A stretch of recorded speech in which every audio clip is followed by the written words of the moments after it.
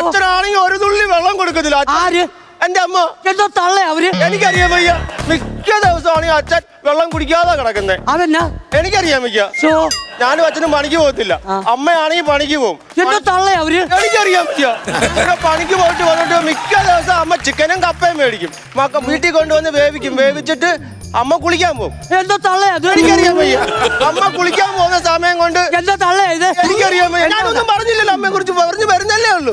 എന്നിട്ട് അവര് കുളിക്കാൻ പോകും. കുളിക്കാൻ പോകുന്ന സമയം കൊണ്ട് ഞാനും അച്ഛനും കൂടെ ഈ കപ്പയും ചിക്കനും മൊത്തം കഴിക്കും. എന്തോ തന്തയാ ഇത്? എനിക്കറിയാൻ വയ്യ. എന്നിട്ട് അമ്മ കയറി വരുമ്പോ ഒന്നും കാണത്തില്ല. എന്തോ തള്ളേ ഇത്? എനിക്കറിയാൻ വയ്യ. എന്നിട്ട് അമ്മ വിശന്നിരുന്ന അമ്മ എന്നിട്ട് വീട്ടിൽ വെള്ളം മൊത്തം കുടിച്ച് പട്ടിണി മാറ്റിയിട്ടാ കിടക്കുന്നത്. രാത്രി അച്ഛൻ വെള്ളം കുടിക്കാൻ പോകുന്നത് നോക്കുമ്പോ അടുത്ത് വെള്ളം കാണത്തില്ല. അച്ഛന് കുടിക്കാൻ ഒരു തുള്ളി വെള്ളം കുടിക്കാതെ അച്ഛൻ കിടക്കും. അമ്മ കൊടുക്കത്തില്ല. ചാപ്പാട് മൊത്തം തന്റെ മോനും കൂടെ തിന്നും.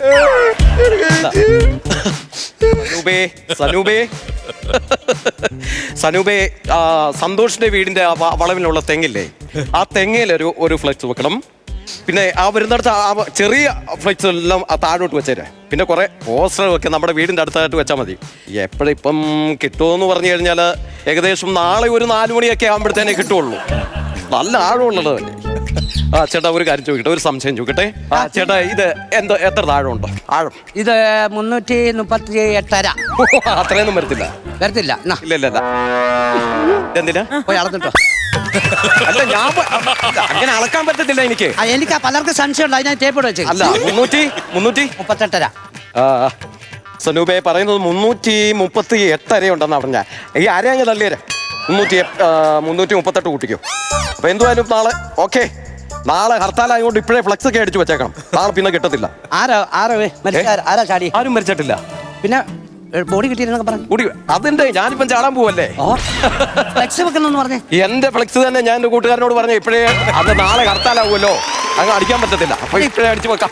ഓ, അപ്പൊ ഇത്ര ടിപ് ടോപ്പ് വന്നപ്പോ ഞാൻ ഓർത്തേ ആരും ചാടിയെന്ന്. എന്ത് ജോലി എന്തുവാ? സ്റ്റീലിന്റെ ആ അലമാരയുടെ ഒക്കെ പരിപാടിയാ? അലമാരിയുടെ അല്ല, ഇംഗ്ലീഷ് അറിയത്തില്ലല്ലേ.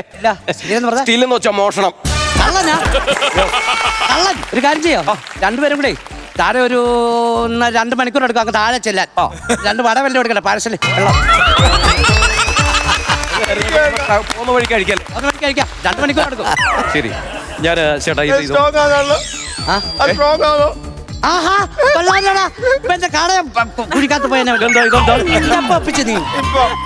നീ എന്തോ ചെയ്യുമെന്ന് പറയാൻ വന്നാ മര്യാദക്ക് ചത്തിട്ട് പോക്കണം.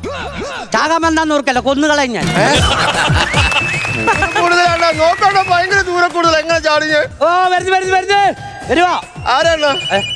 വടിയിലെ ഒരു പാർട്ടി കിടപ്പുണ്ട്, പുള്ളി മൊബൈൽ കുത്തിയിടാൻ തന്നു.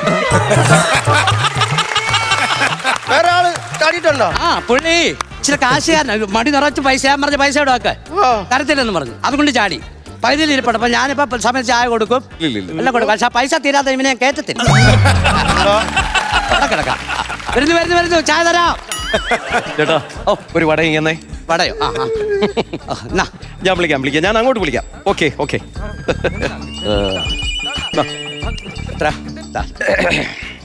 അയ്യോ, ഇതോ അവനെ ഇത് എടുക്കത്തില്ല. കഴിഞ്ഞു. ഒരു കാര്യം ചെയ്ത് ആദ്യം ഇതിന്റെ കിടത്തി അടയ്ക്ക്. ഇതിന് ഇത്രയും വലിയ കിടത്ത് കിടന്നിട്ട് പ്രശ്നമില്ലല്ലോ ഇയാൾക്ക്. അതിനൊക്കെ കിടത്തി അടയ്ക്ക്.